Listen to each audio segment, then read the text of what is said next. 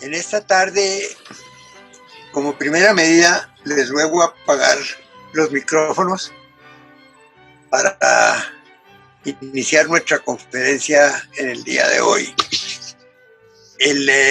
La Sociedad Académica Bolivariana, en cumplimiento de su función de definir el pensamiento ejemplar del libertador Simón Bolívar, ha llegado a la 21ª conferencia y encuentro virtual con el tema El almirante Rafael Tono, dictado por la doctora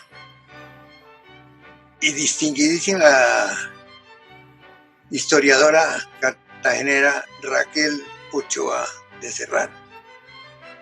Ella la llaman la guerrera historiadora del patrimonio republicano, por su defensa hace 20 años de la conservación de las casas del barrio de Manga en Cartagena, que guarda los mejores recuerdos históricos.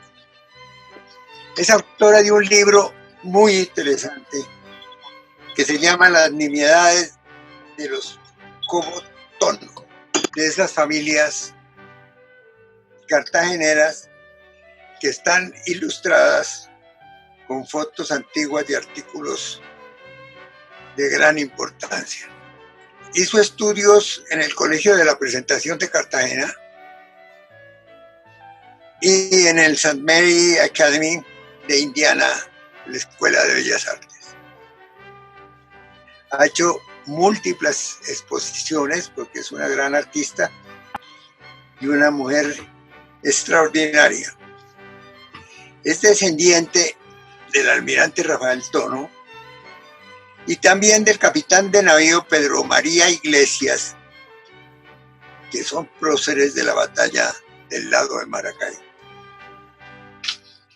Es esposa del almirante Roberto Serrano Ávila, considerado excomandante de la Armada Nacional y excomandante de Infantería de Marina. Hija del mayor del ejército que actuó en el conflicto con el Perú, don Jorge Ochoa Vélez, y de doña María Cobo Tono, que está involucrada dentro del libro que escribió. De manera que hoy tenemos a una persona sumamente importante, una matrona de gran importancia en Cartagena, con grandes conocimientos, una gran historiadora y sobre todo una persona que ha estado actuando en defensa de los intereses de las gentes, de sus familiares y también de la historia gloriosa de Cartagena la Heroica.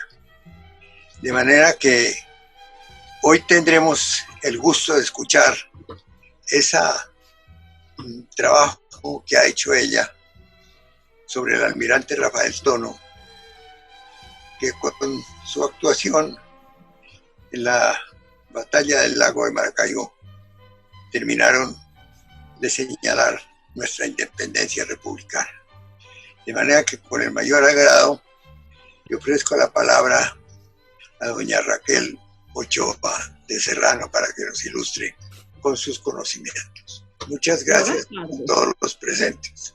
Gracias, buenas tardes. Me considero un inmenso privilegio el tener la oportunidad de saludar y agradecer al doctor Miguel Santamaría, presidente de la Sociedad Bolivariana, al señor almirante Luis Carlos Jaramillo, quien tuvo a bien recomendarme para dictar esta charla, al señor almirante Enrique Ospina por su ayuda, a mi esposo, que siempre me ha fomentado el amor por la historia de Cartagena y familiar, a tan distinguida audiencia, por el honor que me confieren con esta invitación, donde hablaré de uno de mis antepasados, el ilustre almirante Rafael Tono, que llevado por el amor a su familia y a la causa libertadora, se entrega a una nueva patria.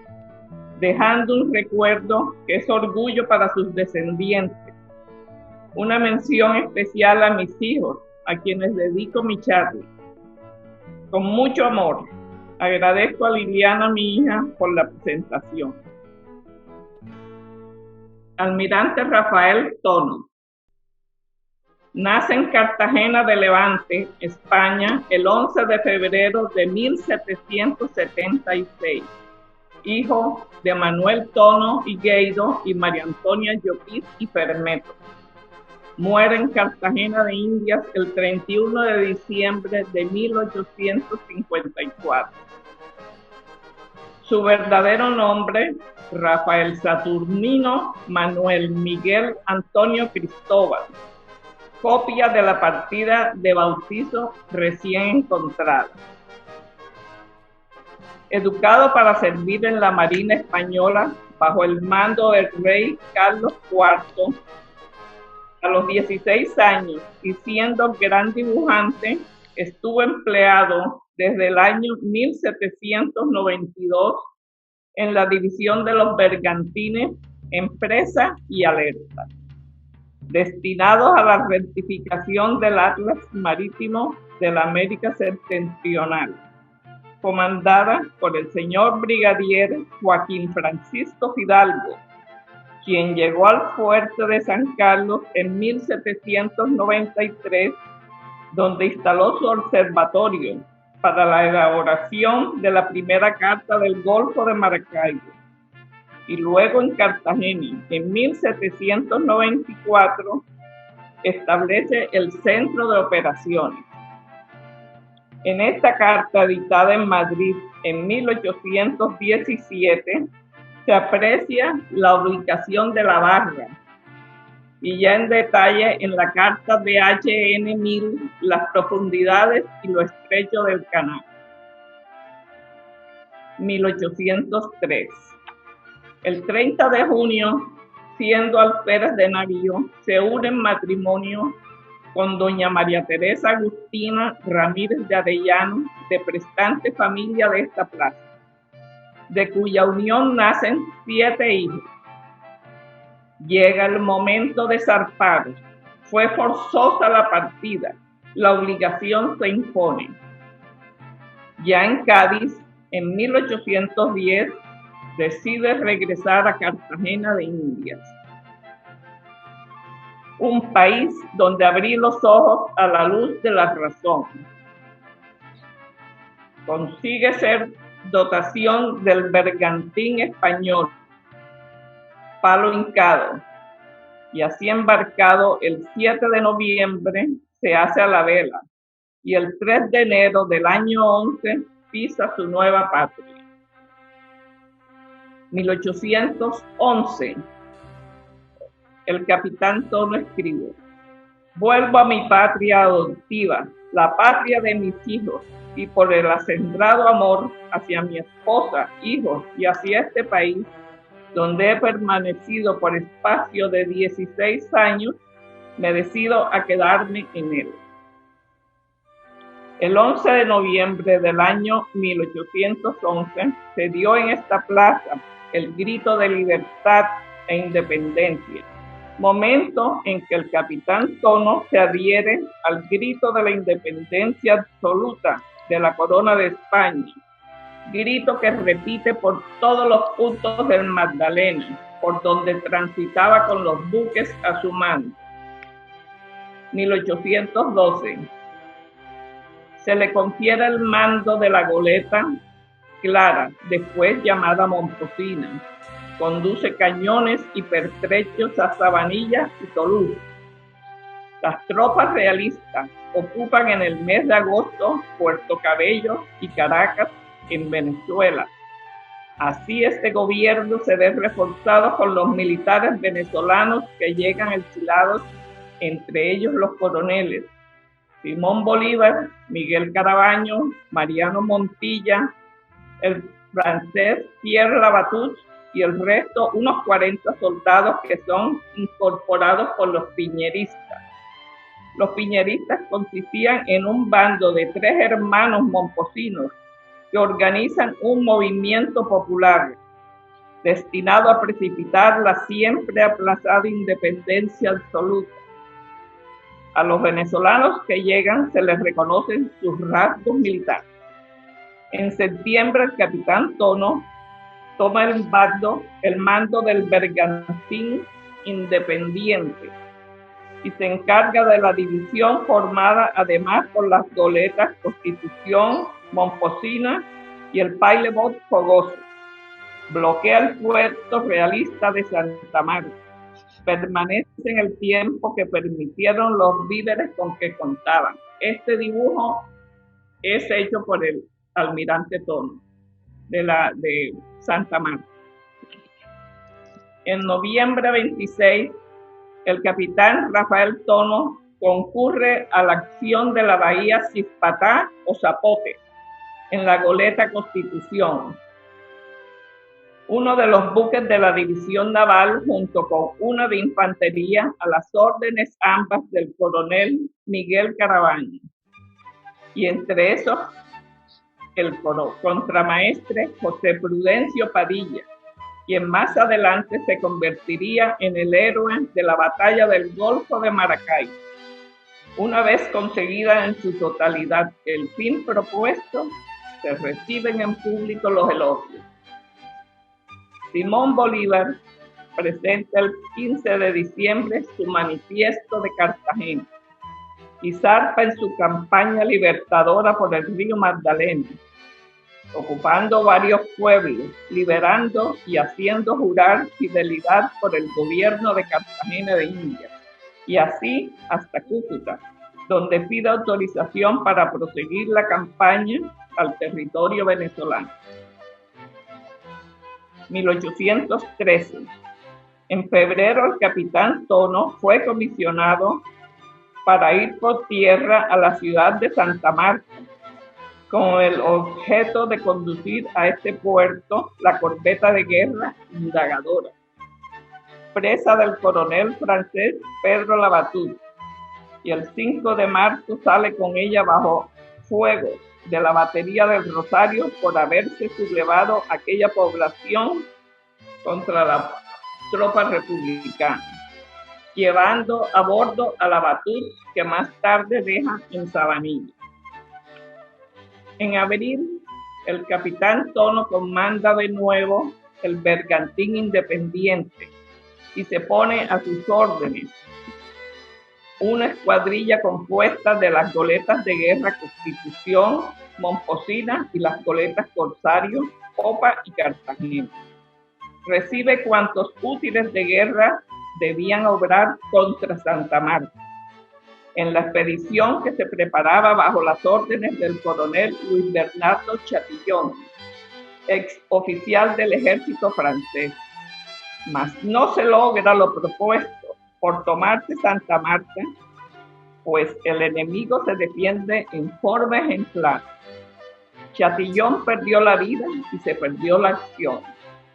Se reintenta de nuevo ataque con refuerzos de goletas y embarcaciones menores para un desembarco, pero nada de esto fue bastante a lograr el fin propuesto.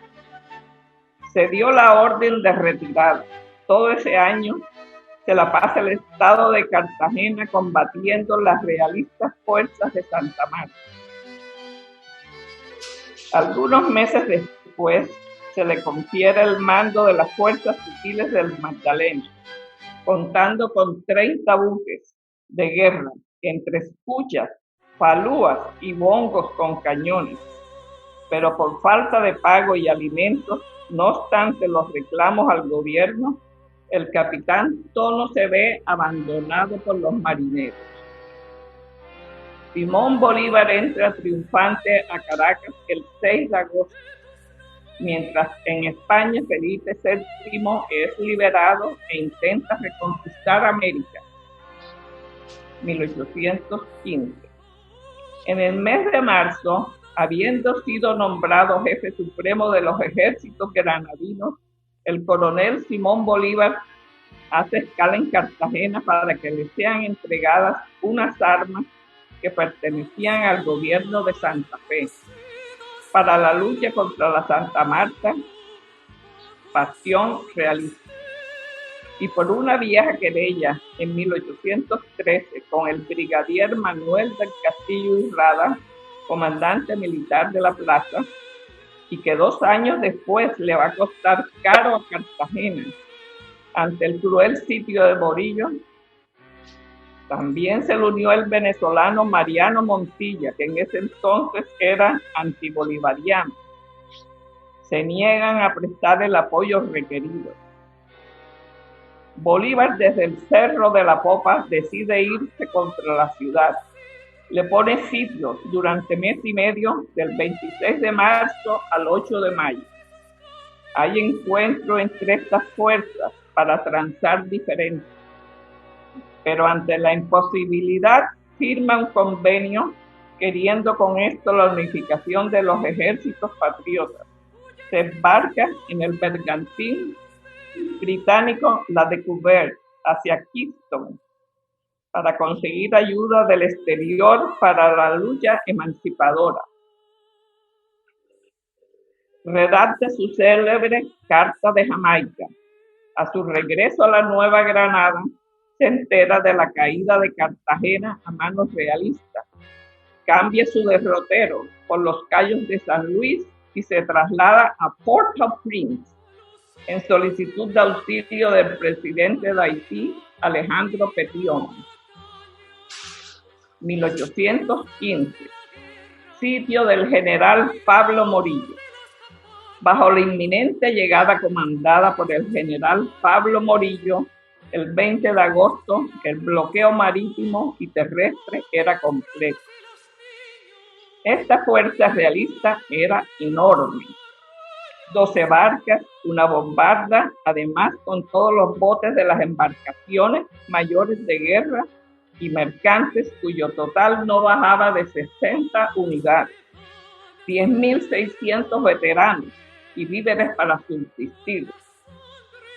El capitán Tono, con el mando de las fuerzas sutiles, debe defender la ciudad desde la ciénaga de Tesca y la Boquilla. Ante esa desigualdad tan enorme, exigían otros medios de defensa. Pone estacas dobles en la boquilla y al pasar los realistas les hace fuego. Estos tienen daños de consideración y se retiran del lugar, pero desgraciadamente intentan por otra parte con buen suceso. Bloqueo total en el que el Imperio Español impone el terror. 111 días de horroroso asedio. Ya no quedaba esperanzas de salvación en lo humano. Miles muertos. Muchos deciden emigrar embarcándose a Panamá, Jamaica, Cuba y Haití. En pleno sitio, el 9 de octubre nace su 6º hijo, Rafael Dionisio. Esto tal vez ayudó a que no se embarcaran emigrando a una muerte segura. Momento fatal. Se pierde la mitad de la población. 6.613 personas, más los que naufragaron. Y otros fueron abandonados en playa por buques corsarios y muriendo así muchos emigrados. El 6 de diciembre entra victorioso Morillo y las tropas del rey, además el penúltimo virrey don Francisco de Montalvo, pero no hallaron sino una ciudad en ruinas, muerte y desolación. En esas circunstancias el capitán Tono es ascendido a capitán de fragata, nombrado mayor general. Pone su empeño en proporcionar embarcaciones menores para trasladar la emigración a los buques que debían sacarla del puerto. Es relevado para continuar sus servicios al lado del comandante de marina. Sin buques, sin marineros, sin recursos y sin alimentos. Pasa la noche del 5 de diciembre en casa con su familia. Mas el 6 siguiente entra a las tropas del rey y es hecho prisionero. Señor, la muerte misma no es tan aflictiva como lo fue aquel instante de angustia y dolor. En Cartagena hubo fusilamientos en masa que no quedaron los nombres para ser reconocidos en nuestra historia. El Cabildo de Cartagena solicita un indulto general para todos los presos. Eran 17 reos de insurrección y por varias razones fue reduciendo. 1816. El 19 de febrero, el Consejo de Guerra realista dicta sentencia y condena por alta traición a ser ahorcados o pasados por armas y confiscados sus bienes a los siguientes personajes: Manuel del Castillo Urrada, Martín José Amador, Pantaleón Germán Ribón, Santiago Stuart, Antonio José de Ayos, José María García de Toledo, Miguel Díaz Granados, Manuel D'Anguiano y José María Portocarrero. Estos 9 mártires, que representan a todos los pasados por armas anteriormente, son fusilados el 24 de febrero. 1817. Fui reducido a prisión, pero una mano oculta me tenía seguramente reservado para alivio y consuelo de mi desdichada familia, y para que tuviese la gloria de prestar nuevamente mis servicios a la patria.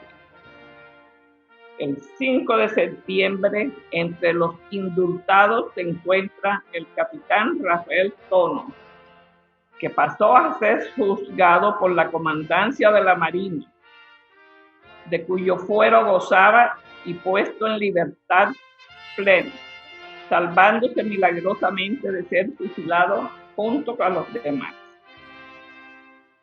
1819. El 7 de agosto tiene lugar la batalla de Boyacá, la confrontación más importante de la guerra de independencia en la campaña libertadora de Nueva Granada. El 21 de octubre, el capitán Tono, después del indulto, se dedica a buscar una ocupación pasiva que le proporcionara cómo alimentar su familia y sacarlos de la miseria espantosa en que yacían. Pero los esfuerzos fueron inútiles. Decide viajar con su hijo mayor a Jamaica, donde se dedica a la navegación de cabotaje para lograr de esta forma subsistencia para su familia. 1821. El capitán Tono no se encuentra en Cartagena, pero esta fecha, por este famoso combate naval decisivo para la independencia, vale la pena recordarlo.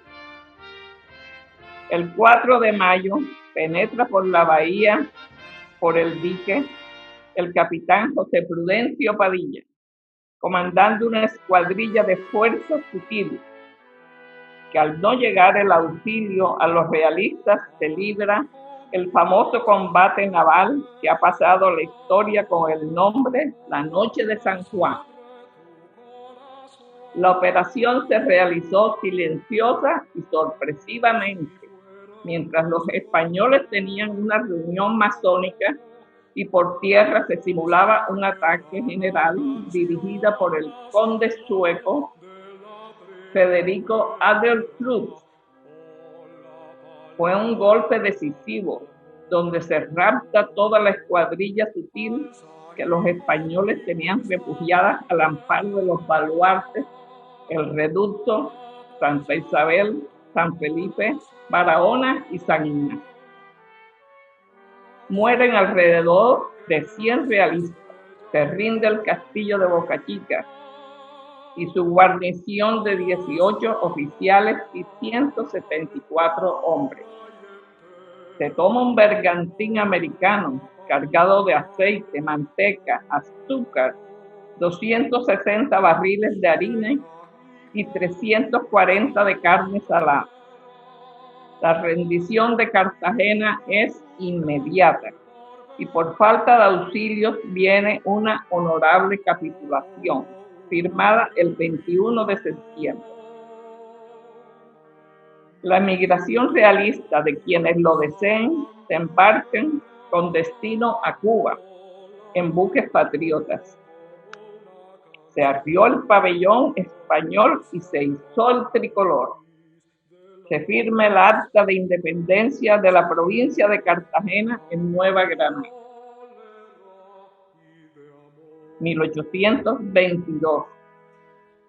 Aparte de una misiva tomada del original enviada en el mes de febrero por el capitán Tono al general Francisco de Paula Santander, vicepresidente de la República, encargado del Poder Ejecutivo, donde Tono le ofrece sus servicios.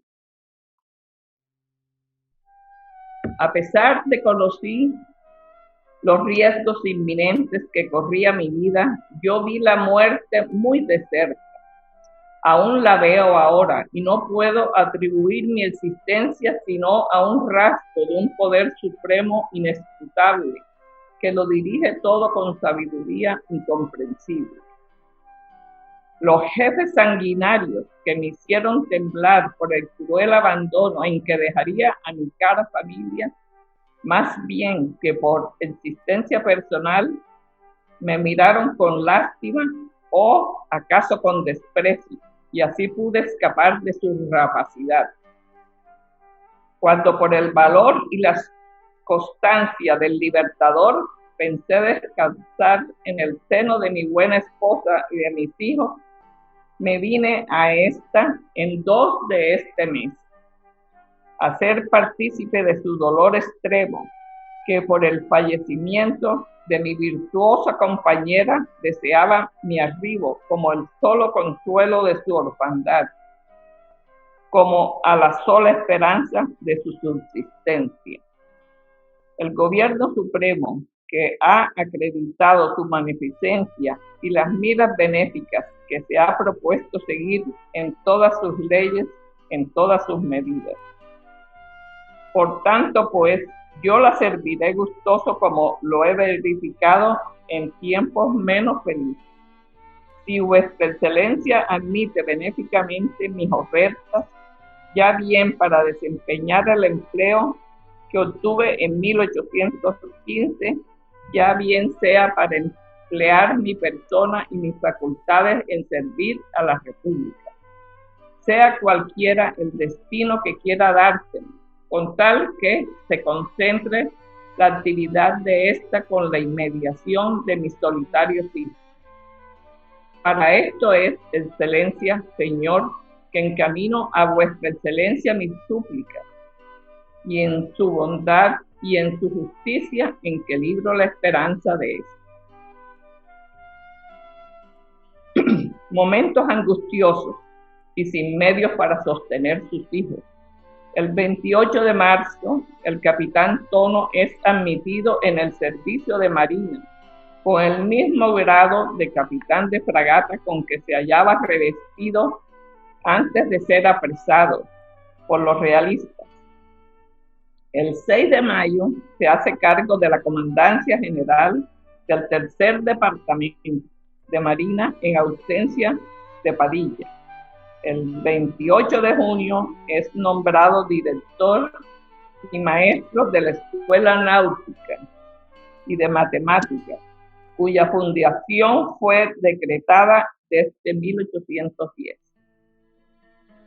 El general Mariano Montilla, comandante general de la expedición a Maracaibo, con miras a planearla, el gobierno ordena que se complete la organización nombrando un jefe para que ejerza la mayoría general de la escuadra, escogiéndolo por su actividad, celo y conocimientos militares y marítimos. Fue así como previo estudio y aceptación del general José Prudencio Padilla, comandante de la escuadra, que tuvo el acierto de nombrar al capitán Rafael Tono para ocupar el cargo ordenado. 1823. El capitán Rafael Tono asume tan honroso cargo el 10 de enero. Como jefe del Estado Mayor de Padilla, fue el cerebro del planeamiento operativo a nivel estratégico y militar para la conducción y ejecución de las operaciones navales y militares que se desarrollaron antes, durante y después de dicha batalla. En cumplimiento de lo planeado, la escuadra se dirige al Golfo.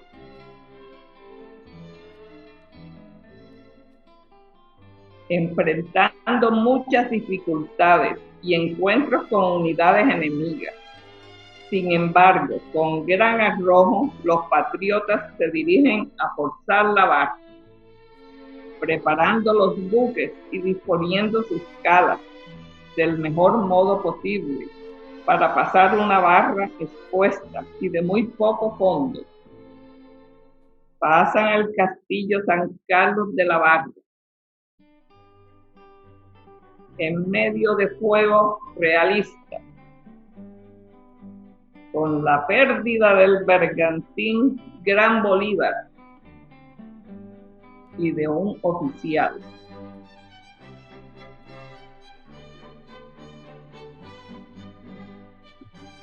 Emprenden el paso del Tablazo, que es un bajo fondo que prolonga el paso por 5 días, consiguiéndolo finalmente. Avistan 11 embarcaciones enemigas que huyen a fondear en Maracaibo. Varios días en la misma situación. El 19 se presentan sobre Capitán Chico 19 buques realistas y al ir sobre ellos huyen como los anteriores. Se vencen los obstáculos para cumplir la cita que dio el encuentro de la gran batalla. El 17 de julio, el general Laborde envió a Padilla el siguiente mensaje. General Ángel Laborde, jefe de las Fuerzas Navales Españolas, Laguno de Maracaibo. El segundo jefe de las Fuerzas Navales Españolas en la América Septentrional, al señor don José Padilla, comandante de las Fuerzas Civiles Colombianas surtas en la Laguna de Maracaibo. Guiado por los constantes principios que han dirigido mi conducta política y militar durante mi permanencia en la provincia de Venezuela, tengo el honor de dirigirme a vuestra señoría en conformidad del espíritu que dictaron a mi paternal gobierno las instrucciones que me han prescrito observar. Participo a vuestra señoría, que me hallo con medios muy sobranos para conseguir su total exterminio, si estos fuesen mis deseos y mi intención, pero solo ansío por ver cesar los males de la guerra e interín evitar la fusión de sangre en caso de que, como el actual, ninguna ventaja queda al obstinado que ha de verla vencer inútilmente. Por tanto, y ante todas las cosas, proponga una honrosa capitulación, prometiéndole que echa en mis manos la entrega de los buques de su actual mando, cuya próxima destrucción y captura anticipadamente puedo anunciar. Por mi parte le aseguro que tanto vuestra señoría como sus subordinados pueden contar con la propiedad de sus equipajes que, considerados como prisioneros de guerra, serán preferidos para canje. Esta misiva le será entregada por un oficial de nuestra Armada Nacional, la cual responde Padilla en los siguientes términos.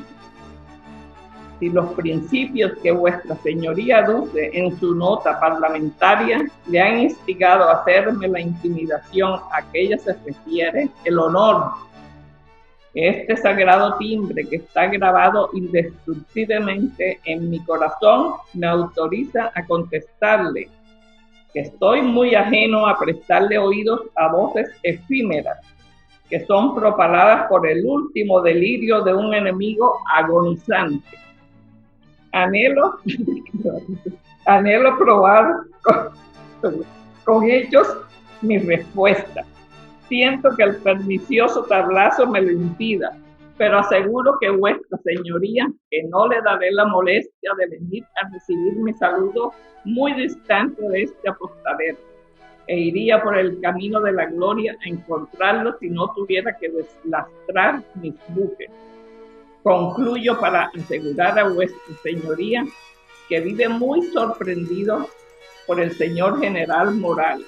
La situación de este podría impelerme a hacerle la intimidación que usted me hace, pues toda la laguna y sus costas conocen y obedecen a mi gobierno. Recursos inagotables están a mi disposición. Un numeroso ejército obra por todas partes para pulverizar el miserable resto de alucinados que lo rigen. Y es extraño que si usted está impuesto de la verdadera situación política de nuestros respectivos gobiernos, deje de reconocer la justicia que me asiste, como la luz del día nos alumbra. Dios guarde a vuestra señoría. Y el almirante Padilla visita cada una de las unidades para motivar su tripulación y les hace llegar su histórica proclama de morir o ser libres. A todos los señores jefes, oficiales y tripulaciones y tropas de la escuadra a mi mano. Compañeros, la puerta de honor está abierta. El enemigo nos ataca. Nosotros le esperamos. ¿Qué mayor gloria podría desear? Superiores en fuerza, valor y decisión, ¿le temeremos? No, ni el general Padilla ni los bravos que tienen la honra de mandar vacilarán jamás al ver al enemigo a su frente, sino por el contrario, ansía porque llegue este momento.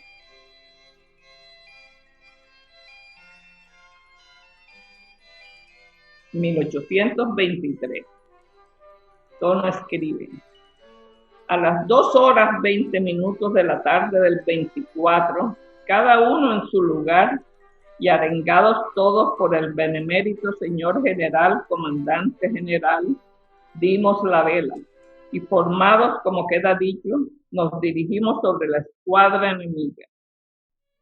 No dejó de atrasarse algún que otro buque de los nuestros, no obstante, cuanto se les dijo a sus comandantes, y no obstante también que las cabezas de línea proporcionaban su andar a los demás.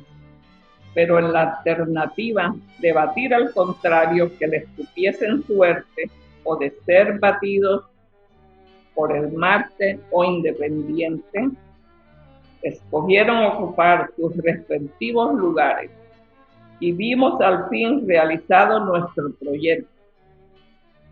A las 3:17 se izó y dejó izada la señal de abordar al enemigo, y a las 3:45 rompió su fuego, pero la escuadra de Colombia se dirigía sobre ellos en silencio y con la mayor serenidad, hasta que estando a tocaperoles les correspondió con un fuego infernal, en medio del cual vimos volar un buque que en aquel momento de incendio y de humo denso y de horror no podíamos saber a qué lado correspondía, pero que pocos instantes después vimos de nuestra parte la victoria. Izan el pabellón patriota y concluida la misión encomendada, se dirigen a Cartagena, donde arriban el 4 de octubre, siendo recibidos con gran júbilo y despliegue de sus habitantes.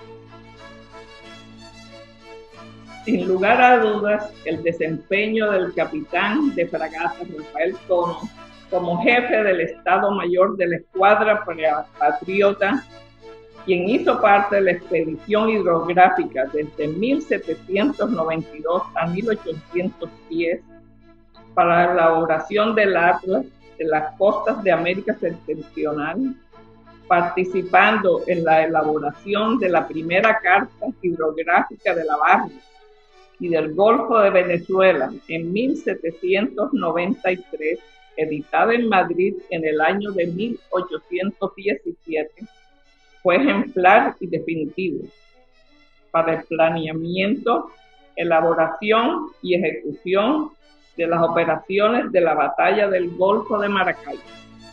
Además, por el conocimiento que el capitán Tono tenía del enemigo, de las costas venezolanas, de la Barra y del Golfo. Con fecha 16 de septiembre le otorgaron el ascenso a capitán de navío por las campañas del Zulia. Fue declarado benemérito de la patria, condecorado con un escudo de distinción.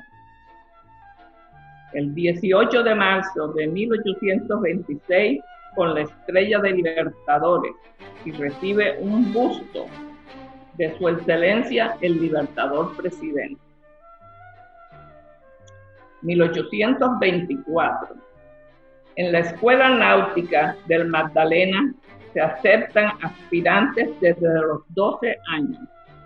Esta está situada en el sector del Arsenal, cerca de una muralla angosta con salida al mar, entre las posteriormente demolidas cortinas y baluartes de Santa Isabel, hasta el reducto. Ahora es el Consejo, ahora es el edificio del Consejo.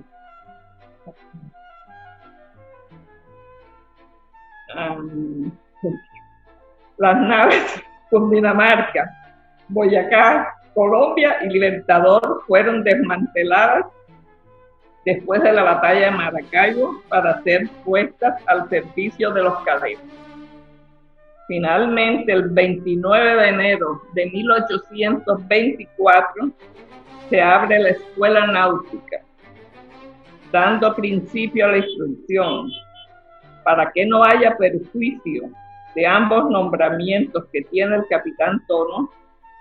El alférez de navío Pedro María Iglesias, quien tomó parte en la batalla de Maracaibo como ayudante del general Padilla, es nombrado inspector y primer maestro de dicha escuela. La primera promoción fue en diciembre del mismo año, 1825.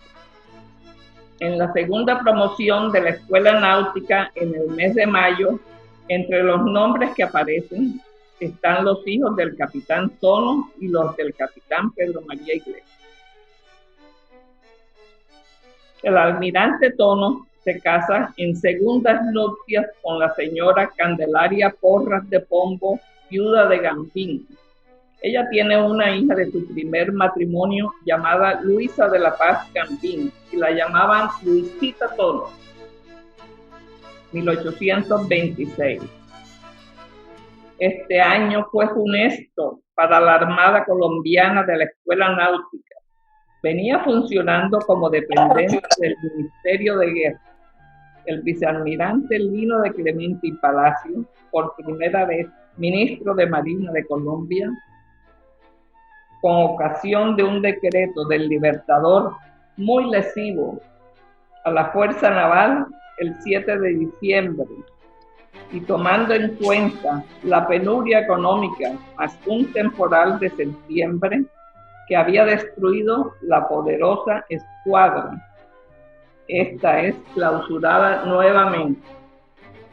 Algunos buques de guerra desarmados, oficiales retirados. El argumento era que la amenaza naval de España ha desaparecido y se cree que la Armada ya no tiene funciones. Sobre esto el general Padilla escribe: El decreto del 7 del corriente debe calcularse no como tal reforma, sino como una puñalada dada a la Fuerza Naval de la República, cuya destrucción se pretende, habiéndome visto obligado a no darle cumplimiento. Es muy graciosa la ocurrencia del gobierno al dictar su decreto destructor de la Marina colombiana. Dice que se desarmen los buques y no dice a cargo de quién quedan los cascos ni las fuerzas existentes en esta bahía y el río Magdalena. Bolívar reconoce su error cuando tuvo en consideración los proyectos expedicionarios y las amenazas realistas.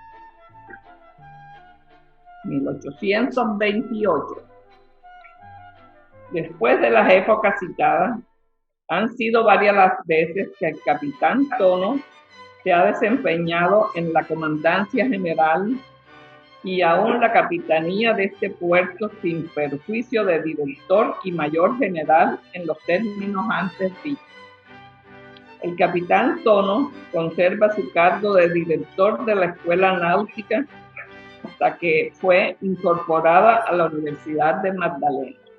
La Universidad de Magdalena se abre en 1827 como facultad de ingeniería y el 6 de diciembre se le confiere el mando de la postadera.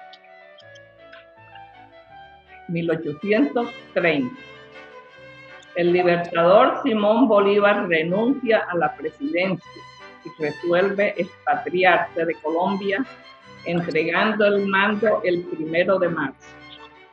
Se elige presidente a don Joaquín Mosquera. El 25 de mayo llega a Turbaco por el Magdalena en su última visita, encontrándose ya enferma. Y en junio bajó a Cartagena, dispuesto a embarcarse en un pilot inglés que debía conducirlo a Jamaica. Se le recibe como todo un héroe. Las ventanas y balcones se adornaron y las tropas formaron honrando al libertador.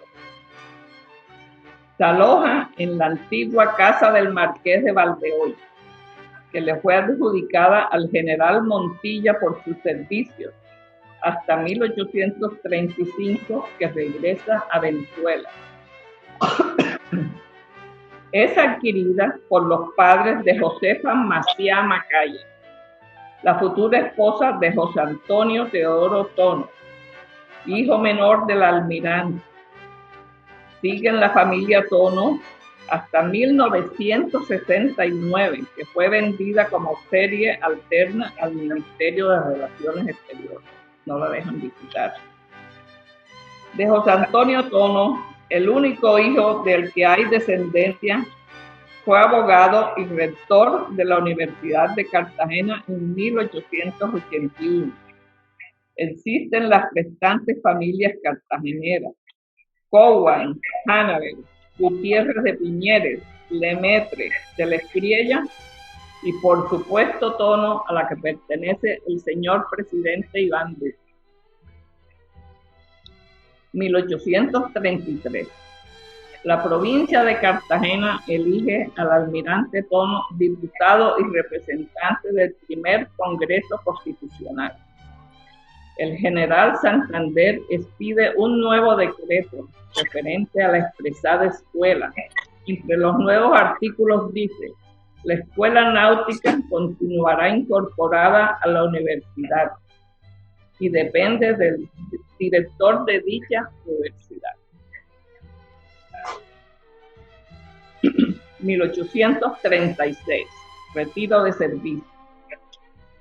República de la Nueva Granada, Secretaría de Estado en el Despacho de Guerra y Marina. Por decreto del 25 de mayo de 1836, ha tenido a bien el Supremo Gobierno declarar inútil para el servicio militar de Marina al capitán de navío Rafael Tono, que ha comprobado hallarse en tal estado por consecuencias de heridas recibidas en acción de guerra y con derecho al uso de uniforme de su clase, a la pensión mensual de 106 pesos y cuartillos reales. Más, en 1841, al sublevarse la escuadra de guerra del apostadero, el capitán Tono improvisa una escuadra con buques mercantes y se lanza a la atrevida empresa de someter o destruir la llamada Flota Federal. Gabriel Jiménez Molinari. Tiene lugar un combate en diciembre 15 en la bahía Cispatá, donde su escuadra vence y apresa íntegra la de los rebeldes, que consistía en un bergantín, 5 goletas, 2 bongos y 4 esquifes. 1842. Esta resonante victoria le valió el ascenso a general graduado, el grado más alto en la jerarquía de la Marina de Guerra, por haberse suprimido desde el año 1827 el almirantazgo. 1848. Sigue de comandante de armas de la provincia. A pesar de la pensión de retiro, el gobierno nunca pudo prescindir de sus servicios. 1854. Se hace cargo de la comandancia de la Tercera Brigada de las costas Istmo y Monpós, en carta firmada por el doctor Rafael Núñez acepta a pesar de su avanzada edad. El 31 de diciembre, a la edad de 79 años, en las horas de la mañana, sale a las calles de la ciudad y al vecino distrito del Pie de la Popa. Todo esto a pie. Más tarde en su hogar, la casa que hace esquina con las 2 calles de Santa Teresa, al lado de sus hijos, viudo por segunda vez, muere repentinamente. Termino mi presentación con parte de una nota de duelo escrita por un amigo, mostrando también algunas de sus pertenencias que se conservan. Los que demasiado niños, al terminar la guerra de la independencia, apenas conocíamos de oídas el valor sereno del general Tono, tuvimos después ocasión de admirarlo con vuestros propios ojos en aquel último periodo de su carrera militar. Nosotros lo vimos más de una vez de pie en una embarcación ligera, lanzarse contra las baterías enemigas, sin que fueran parte a detenerlo, ni siquiera e inmutarlo las balas, que como una lluvia caían a su alrededor. En la vida privada, sus virtudes excedían a toda ponderación. Como esposo ninguno lo fue más tierno ni más fiel. Como padre ninguno más amoroso ni solícito por la felicidad de sus hijos.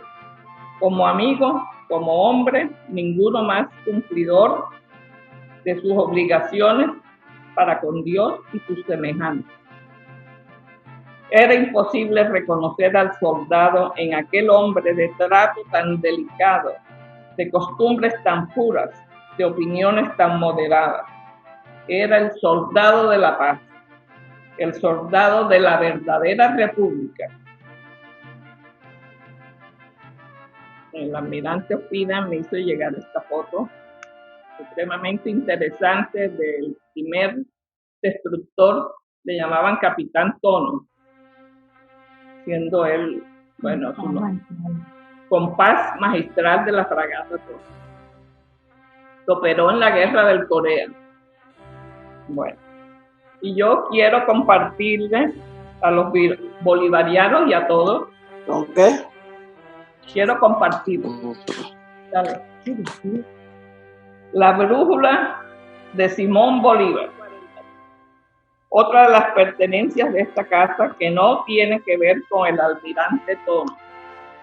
pero a ustedes como sociedad bolivariana les parecerá interesante su historia y es la siguiente. Una brújula de nácar por fuera con puntos dorados y al abrirla dentro tiene un termómetro de mercurio. Está forrada en terciopelo rojo. Perteneció al libertador Simón Bolívar, que hace entrega al almirante José Prudencio Padilla cuando emprende la gigantesca campaña del Casanare en 1819, cuando Padilla conduce las fuerzas republicanas y pertrechos de guerra hasta las costas neogranadinas. Él la obsequia a la señora Anita Romero Padilla, pues, con quien hace vida marital. Es hija del prócer de la independencia en 1811, Pedro Romero. Por ese lado llega al hijo de él, capitán Iglesias, a Tomás Iglesias. Después a mi abuelo y a mi madre. Mi madre se le obsequia a mi esposo Roberto Serrano el día de su ascenso a almirante. Mis agradecimientos al doctor Miguel Santamaría, a los honorables miembros de la Sociedad Bolivariana. Gracias a todos.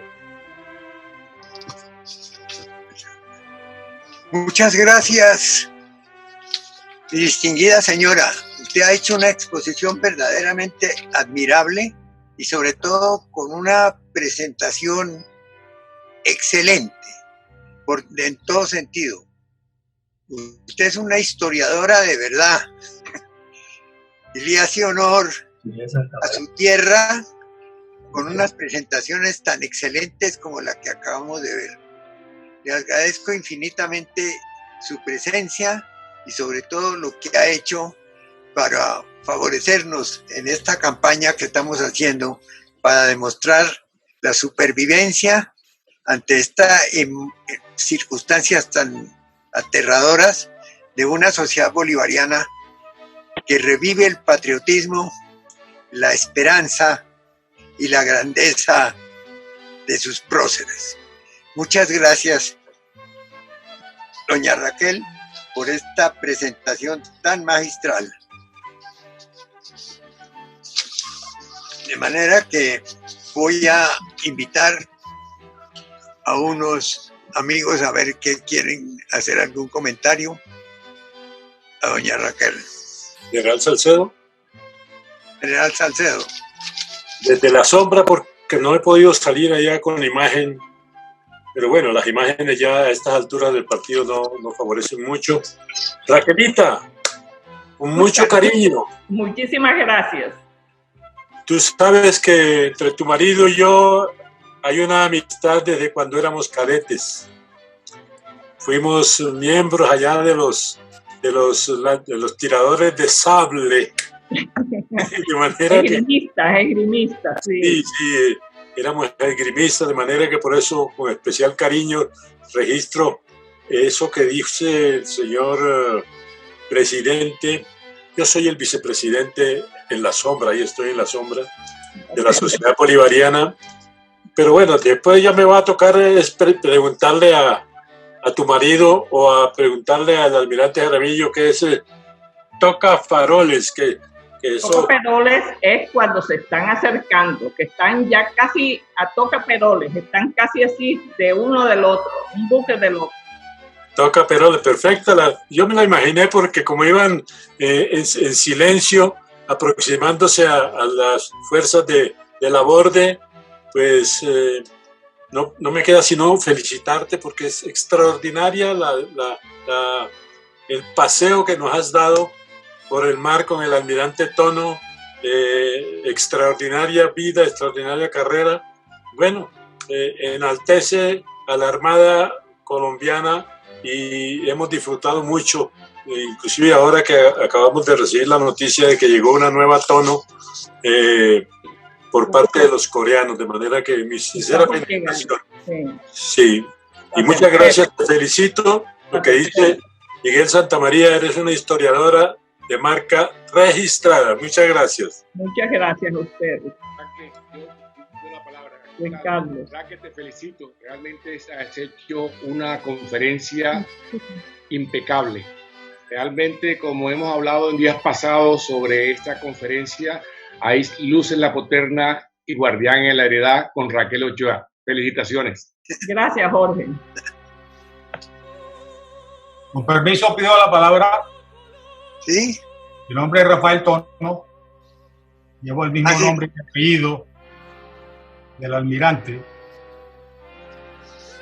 Raquel, te felicito por tu conferencia. Muy didáctica. Excelente. Gracias. Lo que yo lamento, por supuesto, no de la conferencia, sino de la situación en el país, es que por más que leo sobre la batalla de Maracaibo, veo videos sobre la batalla de Maracaibo y en ninguna he visto el nombre de Tono. No, ni siquiera lo mencionan, ni siquiera la Escuela Naval lo menciona en un video, en los 2 videos que he visto de la Escuela Naval. Y fue el artífice. Y fue el artífice y el estratega, porque con el conocimiento que él tenía proveniente de la expedición Fidalgo, fue que pudo atravesar la barra sin ningún problema, bajo el fuego enemigo. Pero no lo mencionan. Gracias a Dios, esa falta de mención, aquí en adelante, pues se está ya subsanando poco a poco. De aquí en adelante lo mencionarán, Rafa. Eso es lo que tenemos que hacer en adelante. Sí. Gracias. Ahí está su foto. Miguel Carlos Ochoa. Carlos Ochoa. Quiero felicitar a la doctora Raquel Ochoa. Una exposición maravillosa, extraordinaria. Y me he emocionado mucho porque, pues, además, lleva mi apellido también. Felicitarla porque es una historiadora de marca mayor. Definitivamente, la felicito. Quisiera más adelante ponerme en contacto con usted, doctora. Y pues, buscaré la forma a través de la misma sociedad. Felicitaciones muy sinceras. Claro. Quisiera hablar. El almirante Jaramillo. Quisiera presentarle mis sinceras y grandes felicitaciones a Raquel. Gracias. Porque verdaderamente, Raquel, nos paseaste por la historia. Y nos paseaste por la historia con detalles, con precisiones, con aspectos que muchas veces fueron completamente nuevos. Por ejemplo, esa partida de bautismo del almirante Tono se me hace extraordinaria. Y esa cantidad de nombres que tenía, ¿no? Fueron generosos en los nombres. Acaba de descubrir eso, acabo de descubrirlo. Sí, bellísimo, bellísimo. Y como asunto también interesante, en la vida de Tono, nacer en Cartagena del naciente y venir a vivir y a morir en la Cartagena del Poniente, ¿no? Eso es verdaderamente algo que hay que tenerlo en mente, y solamente con una conferencia como la tuya uno viene a realizar que eso se hizo así. Verdaderamente mis felicitaciones, y verdaderamente creo que hiciste un trabajo excepcional. Creo, y salgo un poquito aquí en defensa de la Marina, porque al almirante Tono siempre lo hemos respetado y siempre lo hemos considerado. No sé si de pronto en un par de videos tuvieron la falla de no presentarlo, pero el almirante Tono siempre ha estado dentro de los héroes de nuestra Armada. Felicitaciones nuevamente, Raquel. Gracias. Es más, su tumba está en la Escuela Naval. En primer lugar, quiero felicitar a doña Raquel Ochoa por la magnífica conferencia con la que no solo nos ha ilustrado, sino deleitado en el día de hoy. su conferencia es un homenaje merecidísimo a Rafael Tono Llopis. Quiero decirles que efectivamente al almirante, porque realmente merecería ser el almirante, Rafael Tono Llopis, no se lo menciona y no se le ha hecho el merecido homenaje que debería tener. En un libro que ya he terminado y que está escrito, que se titula Nuestra historia contada a partir del Caribe colombiano, yo sí menciono al almirante, para no decir capitán de fragata o de navío, y lo menciono en varios contextos. El papel que cumplió en la expedición Fidalgo, que como ustedes lo han hecho notar, su conocimiento de la barra, su conocimiento de toda lo que era la costa, ¿no?, del lago de Maracaibo, fueron decisivas para la victoria que se obtuvo el 24 de julio de 1823. Menciono también al almirante Rafael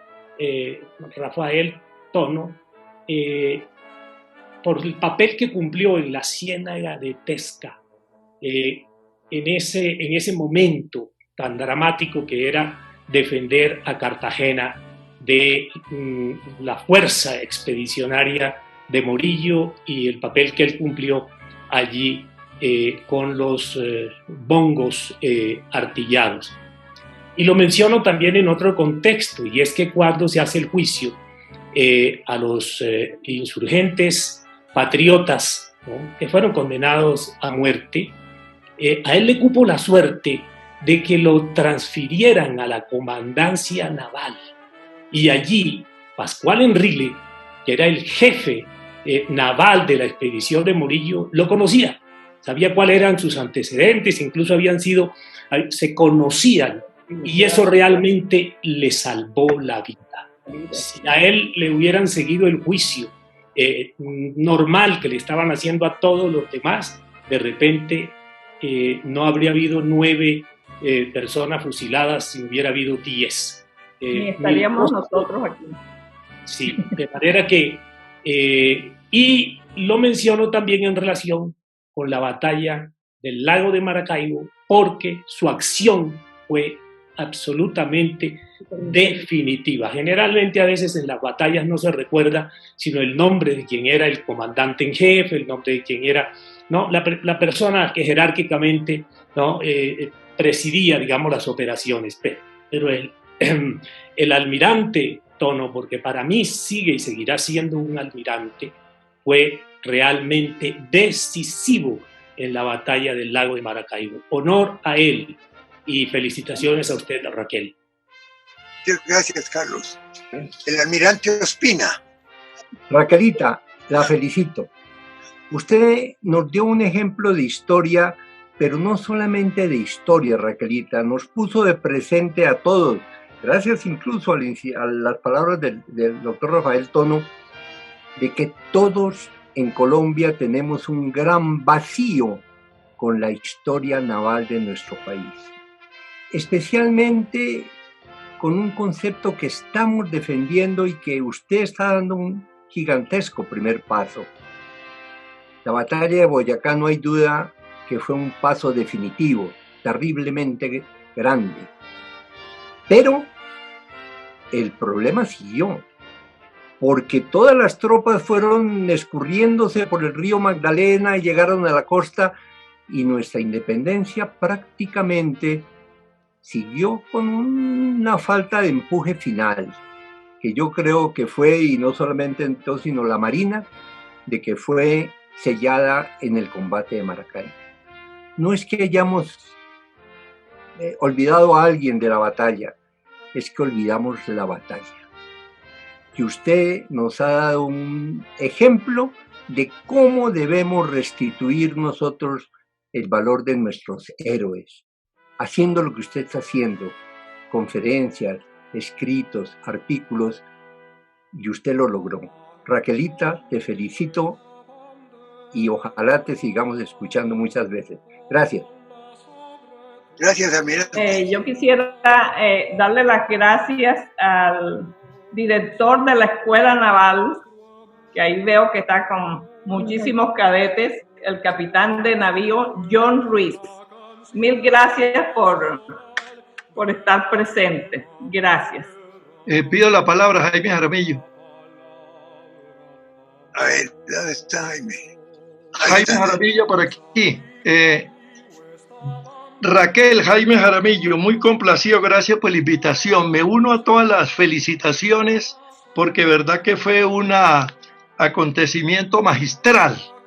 Quiero resaltar, como lo dijo el señor almirante Jaramillo, mi tocayo, que la Armada guarda tanta reconocimiento para el almirante Rafael Tono, que ha bautizado buques, y que en 1994 trasladó sus restos al mausoleo de la Escuela Naval de Cadetes, que tiene la condecoración al mérito logístico contraalmirante Rafael Tono. Entonces, para nosotros es una persona supremamente distinguida, y yo los invito también a que en Capitanía de Puerto Palos de Cartagena se busquen este libro. El Atlas Cartográfico Náutico es una especie venal donde se le hizo una carta a la batalla del Naval de Maracaibo y se describe todo los acontecimientos con todos los personajes y los buques. Es para nosotros un ideario, un pensador. Recordemos ya para terminar que para 1822 fue el general Francisco de Paula Santander el que creó la Escuela Náutica en cercanías de Cartagena. ¿Verdad? Felicitaciones, me siento complacido. Y doctor Santamaría, nos vimos en la casa de Escalona compartiendo mucho tiempo cuando hicimos la fundación Rafael Escalona. Un abrazote. Bueno, gracias, gracias. ¿Qué más? Almirante Rodríguez. Enrique Tono. Enrique Tono. Enrique y Marinita, ahí la vi. Sí. ¿Qué Raquel? Raquel. Estoy viendo hace rato. Muchas gracias. Almirante Rodríguez. Enrique Tono no podía dejar de felicitarte con un cariño enorme.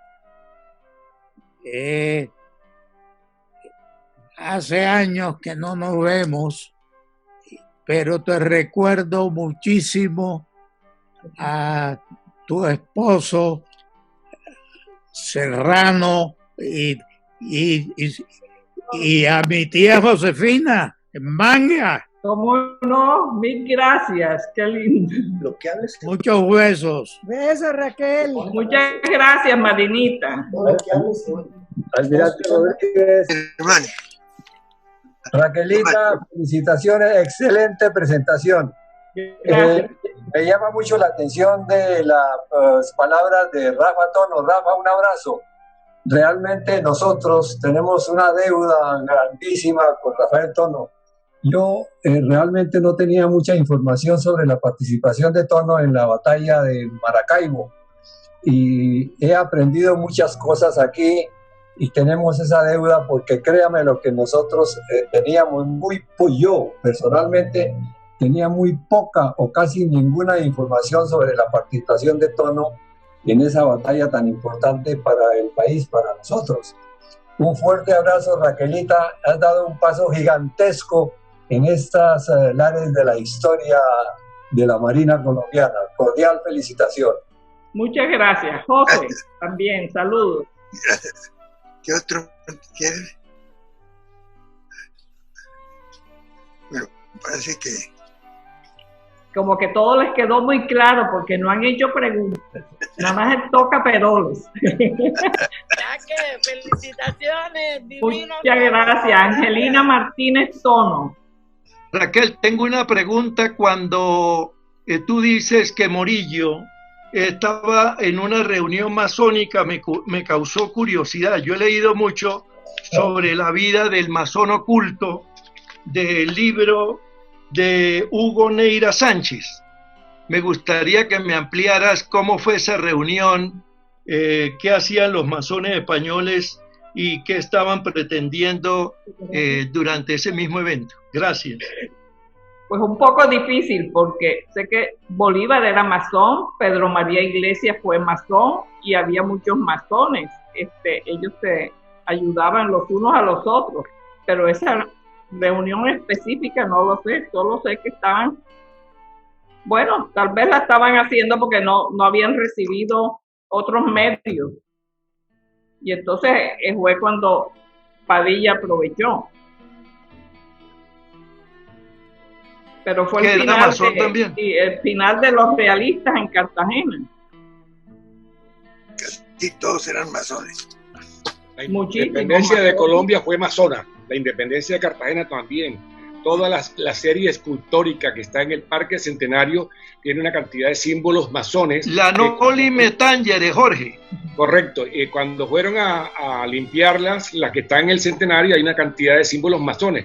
Es más, yo hablaba con un señor masón que, bueno, me invitaron a ser masón y me decía que también el escudo de la República, el escudo republicano de Cartagena de Indias, es un símbolo masón. Toda la simbología de la mujer de la India o del indio, de la India, porque no es la India Catalina, sencillamente lo mismo de la popa al fondo tiene una simbología masona. Si hay alguno masón, podrá saber cuál es la simbología de ese escudo republicano de Cartagena.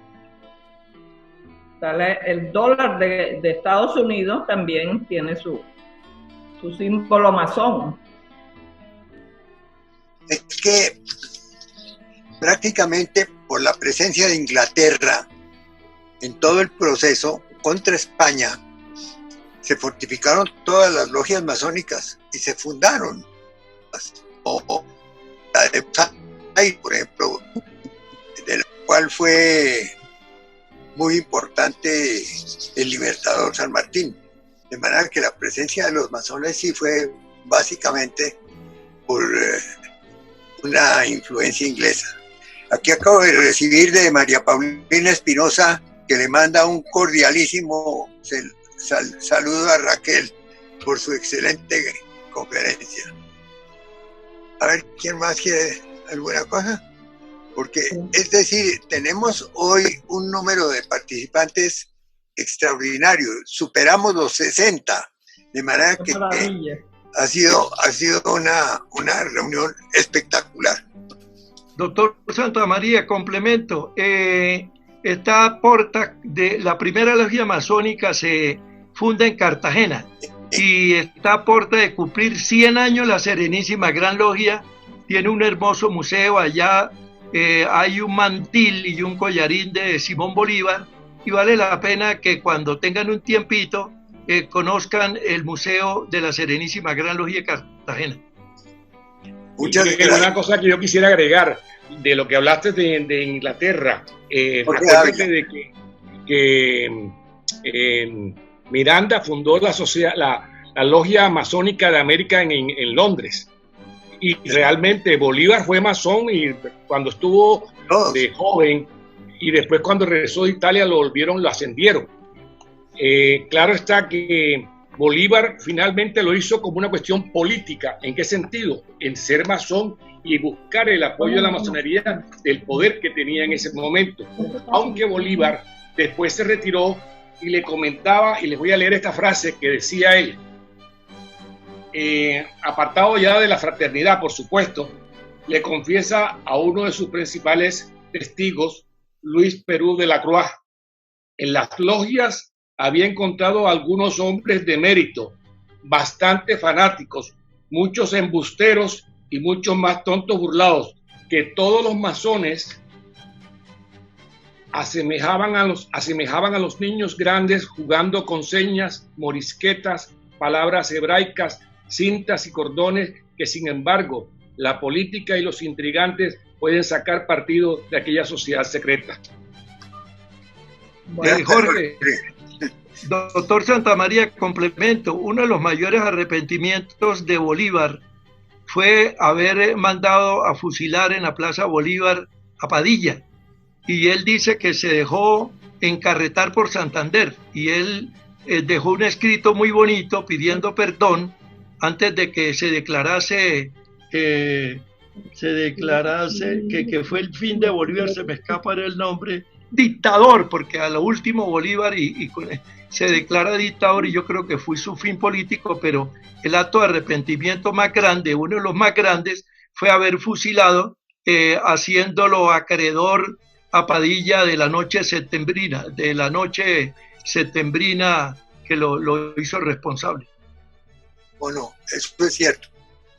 Bueno, no alcancé, perdón, la palabra, no alcancé, pensé que no iba a alcanzar, y lo que mostré del almirante Tono, pues que aquí atrás tengo el único óleo que existe en Colombia, el cuello de su uniforme, que también lo mostré, el cuaderno un estudio de matemáticas, le llamaba Catecismo de Aritmética, que hizo a su hija Dolores Romana en 1837, que era una belleza de letra que él escribió.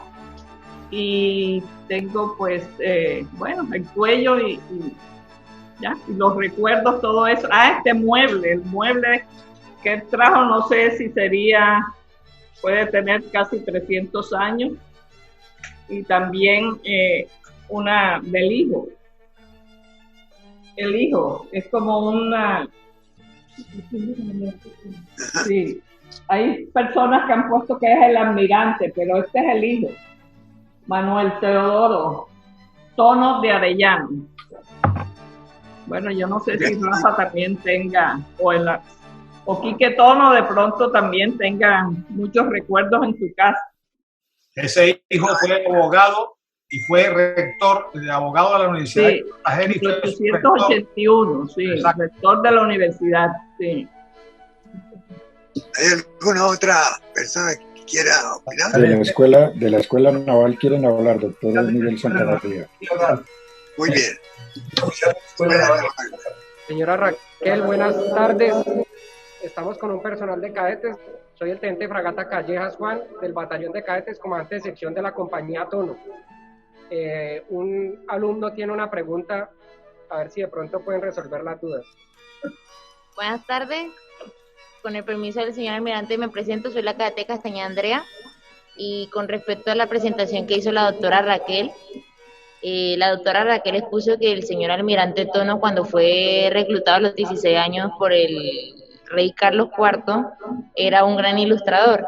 Entonces me llamó la atención también con respecto a las gráficas que mostró la doctora, es que qué aportes hizo el señor almirante Tono a la cartografía marítima, no solamente colombiana, sino la mundial. Si la doctora tenía alguna...